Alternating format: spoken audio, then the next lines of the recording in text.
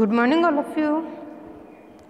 आज हम fourth class में 11th चैप्टर पढ़ेंगे विराम चिन्ह। ठीक है, विराम चिन्ह, विराम यानी रुकना। ठीक है, विराम चिन्ह, विराम का अर्थ होता है रुकना। विराम का क्या अर्थ होता है? रुकना। बोलते समय अपनी बात को सही ढंग से व्यक्त करने के लिए, बोलते समय जब हम अपनी बात को सही ढंग से व्यक्त करने के लिए बीच बीच में रुकते हैं, यह रुकावट कभी बहुत कम होती है, कभी कुछ अधिक होती है। ठीक है, जैसे हम बात कर रहे हैं, बात करते करते बीच में रुकते हैं, वो क्या है? वो विराम है। वहाँ एक चिन्ह प्रयोग में लिया जाएगा, वो उसके बारे में हम आगे पढ़ेंगे। ठीक है, तो देखो, विराम का अर्थ होता है रुकना। बोलते समय अपनी बात को सही ढंग से व्यक्त करने के लिए बीच बीच में हम रुकते हैं। यह रुकावट कभी बहुत कम होती है, कभी कुछ अधिक। ठीक है, प्रश्न पूछने, विस्मय व्यक्त करने आदि स्थितियों में हमारे बोलने का तरीका अलग अलग होता है। ठीक है, प्रश्न पूछने, विस्मय व्यक्त करने आदि स्थितियों में हमारे बोलने का तरीका अलग अलग होता है। लिखित भाषा में इन सब स्थितियों को व्यक्त करने के लिए कुछ चिन्ह बनाए गए हैं। ठीक है, लिखित भाषा में इन सब स्थितियों को व्यक्त करने के लिए कुछ चिन्ह बनाए गए हैं। इन्हीं चिन्हों को विराम चिन्ह कहते हैं। विराम चिन्ह किसे कहते हैं? बोलते समय या लिखते समय जब हम रुकते हैं तो वहाँ कुछ चिन्ह प्रयोग में लिए जाते हैं, और वो चिन्ह ही क्या है? विराम चिन्ह है। ठीक है, देखो इसकी परिभाषा पढ़ते हैं। विराम चिन्ह, बोलते समय वाणी में आने वाले ठहराव, बोलते समय वाणी में आने वाले ठहराव तथा प्रश्न, विस्मय आदि को व्यक्त करने के लिए लिखित भाषा में बनाए गए चिन्हों को विराम चिन्ह कहते हैं। ठीक है, मैं एक बार और रिपीट कर रही हूँ। बोलते समय वाणी में आने वाले ठहराव तथा प्रश्न, विस्मय आदि को व्यक्त करने के लिए लिखित भाषा में बनाए गए चिन्हों को विराम चिन्ह कहते हैं। ठीक है, आगे देखिए। विराम चिन्हों के सही प्रयोग से भाषा में स्पष्टता आती है। विराम चिन्हों के सही प्रयोग से भाषा में क्या आती है? स्पष्टता आती है, तथा भाषा की शुद्धता बनी रहती है, तथा भाषा की शुद्धता बनी रहती है। किंतु गलत प्रयोग से अर्थ का अनर्थ होने की आशंका बनी रहती है। लेकिन अगर हम इन विराम चिन्हों का गलत जगह प्रयोग करते हैं तो अर्थ का अनर्थ हो जाएगा। ठीक है, ठीक है, तो देखो, विराम चिन्हों के सही प्रयोग से भाषा में स्पष्टता आती है तथा भाषा की शुद्धता बनी रहती है, किंतु गलत प्रयोग से अर्थ का अनर्थ होने की आशंका बनी रहती है। ठीक है, अगर हम विराम चिन्हों का गलत जगह प्रयोग करेंगे तो अर्थ का अनर्थ भी हो सकता है। जैसे रोको, मत जाने दो। ठीक है, यहाँ विराम चिन्ह का प्रयोग हुआ है, अल्प विराम का प्रयोग हुआ है। रोको यानी एक जगह रुकने के लिए बोला है। रोको, उनको रोक लो, मत जाने दो, मत जाने दो, उनको रोकना है, जाने नहीं देना है। ठीक है ना? ठीक है, रोकने का भाव व्यक्त हो रहा है। दूसरे में देखो, रोको मत, जाने दो। ठीक है, रोको मत, मत के आगे कौन सा चिन्ह काम में लिया है? अल्प विराम। यहाँ ठहराव है, यहाँ रुकना है। ठीक है, जाने दो। पहले वाक्य में तो क्या था? रोको, उनको रोकना है, मत जाने दो, जाने मत दो। ठीक है, एक का तो ये वाक्य है, और दूसरा रोको मत, जो जा रहा है उसको रोको मत, जाने दो। ठीक है, एक में पहले वाक्य में क्या है, रोकने का भाव व्यक्त हो रहा है, ठीक है, और दूसरे में जाने देने का भाव व्यक्त हो रहा है, ठीक है। हिंदी में प्रयोग होने वाले कुछ प्रमुख विराम चिन्ह इस प्रकार है। हिंदी में प्रयोग होने वाले कुछ विराम चिन्ह यहाँ दिए गए हैं जिन्हें हम पढ़ेंगे, ठीक है। देखो, हिंदी में कुछ विराम चिन्हों का प्रयोग किया जाता है और इन्हीं विराम चिन्हों से हमारी भाषा सरल बनती है, स्पष्ट बनती है, ठीक है। पूर्ण विराम, जिसे हम इंग्लिश में फुल स्टॉप बोलते हैं। वाक्य के समाप्त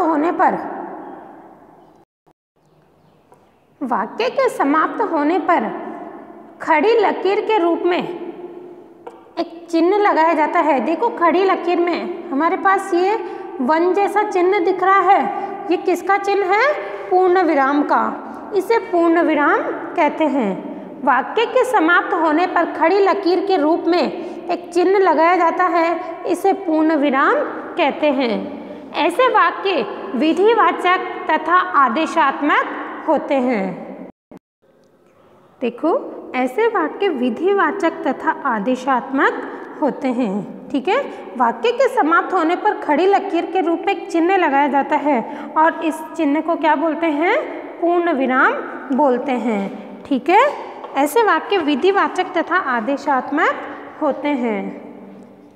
अब देखो, जैसे शेर जंगल में रहता है, आखिर में क्या आया, पूर्ण विराम, ठीक है। शेर जंगल में रहता है, वाक्य पूरा हो गया।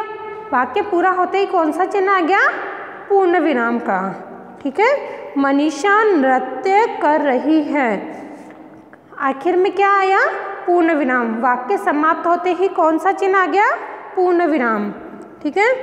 अब है प्रश्नवाचक चिन्ह। जिस वाक्य के द्वारा प्रश्न पूछे जाने का बोध होता है, जिस वाक्य के द्वारा प्रश्न पूछे जाने का बोध होता है, उसके अंत में यह चिन्ह लगाया जाता है। देखो, जिस वाक्य में हमें लगता है कि हम प्रश्न पूछ रहे हैं, प्रश्न पूछने वाले वाक्यों के अंत में प्रश्नवाचक चिन्ह लगाया जाता है, ठीक है। हमने सर्वनाम में पढ़ा था प्रश्नवाचक चिन्ह के बारे में, ठीक है। ये वाक्य के अंत में लगता है। जैसे आपका क्या नाम है, ठीक है, वाक्य पूरा हो गया। आपका क्या नाम है, प्रश्न पूछा गया और वाक्य पूरा हो गया। वाक्य पूरा होने के बाद में यहाँ कौन सा चिन्ह लग गया, प्रश्नवाचक चिन्ह, ठीक है।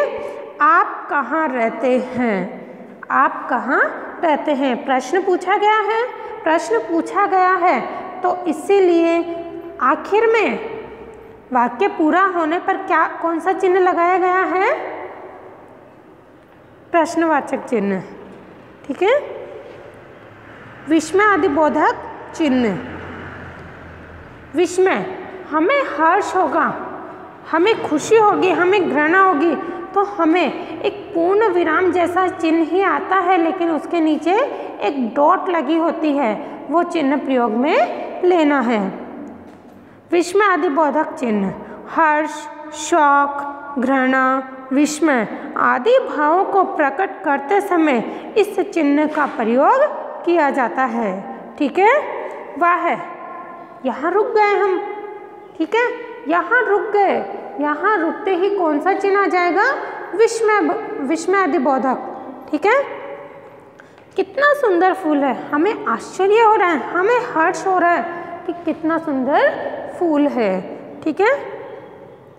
अरे ये क्या हो गया, ठीक है। यहाँ देखो, विस्मय आदि बोधक चिन्ह भी आ रहा है और प्रश्नवाचक चिन्ह भी आ रहा है। अरे, चौंक कर कहता है कि अरे, ठीक है, शौक हो रहा है, ये क्या हो गया, तो यहाँ प्रश्नवाचक चिन्ह भी काम में लिया गया है। अब आगे देखिए, अल्प विराम चिन्ह, ठीक है। अल्प विराम, लिखते समय वाक्य में एक शब्द को दूसरे से अलग दिखाने लिखते समय वाक्य में एक शब्द को दूसरे से अलग दिखाने तथा जहाँ थोड़ा रुकना आवश्यक है वहाँ अल्प विराम का प्रयोग किया जाता है। ठीक है, देखो एक बार और देखिए। लिखते समय वाक्य में एक शब्द को दूसरे से अलग दिखाने तथा जहाँ थोड़ा रुकना आवश्यक है वहाँ अल्प विराम का प्रयोग किया जाता है। देखो बेटा, यहाँ छोटा सा एक चिन्ह लगा हुआ है। ठीक है, जैसे संभव, संशय और अभिनव स्कूल जा रहे हैं। यहाँ क्या कर रहे हैं, एक को दूसरे से अलग बताया गया है। ठीक है, वह रोता रहा, उसे दया नहीं आई। एक वाक्य को दूसरे से अलग कर दिया कि कोई रोता रहा लेकिन जो सामने खड़ा था उसे बिल्कुल भी दया नहीं आई। ठीक है, और देखो वाक्य पूरा होते ही पूर्ण विराम का चिन्ह अवश्य आएगा। अब है निर्देशक चिन्ह। ठीक है, निर्देशक चिन्ह आपके स्लीपिंग लाइन जैसी आएगी। इस चिन्ह का प्रयोग विवरण देने तथा नाटकों में संवाद आदि पात्रों के नाम के बाद आता है। इस चिन्ह का प्रयोग कहाँ किया जाता है? इस चिन्ह का प्रयोग विवरण देने तथा नाटकों में संवाद आदि पात्रों के नाम के बाद होता है। जैसे रमेश, यह मेरी पुस्तक है। सुरेश, मुझे पढ़ने के लिए अपनी पुस्तक दे दो। ठीक है, जैसे हम कोई वाक्य कहते हैं तो उस वाक्य से पहले कोई वाक्य कह रहा है, जो कह रहा है उसके नाम के आगे यह निर्देशन चिन्ह लगेगा। ठीक है, आगे देखो योजक चिन्ह। योजक चिन्ह ये स्लीपिंग लाइन जो हमने निर्देशन चिन्ह में लगाई थी उससे थोड़ा छोटा होता है।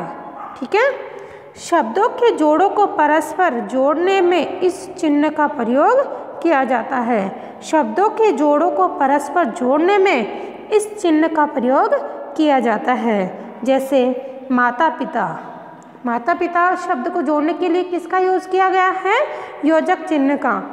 दौड़ धूप, भाई बहन, दिन रात आदि। ठीक है, तो बेटा यहाँ हमारे अल्प विराम पूरे हुए। याद कीजिए, विभिन्न विराम चिन्हों का विभिन्न स्थानों पर प्रयोग किया जाता है। इन चिन्हों का हिंदी व्याकरण में विशेष महत्व है। ठीक है बेटा, इस चैप्टर की PDF मैं भेज दूंगी आपको। ठीक है, वर्क करना है, कॉपी स्कूल में भेजनी है। ठीक है, धन्यवाद।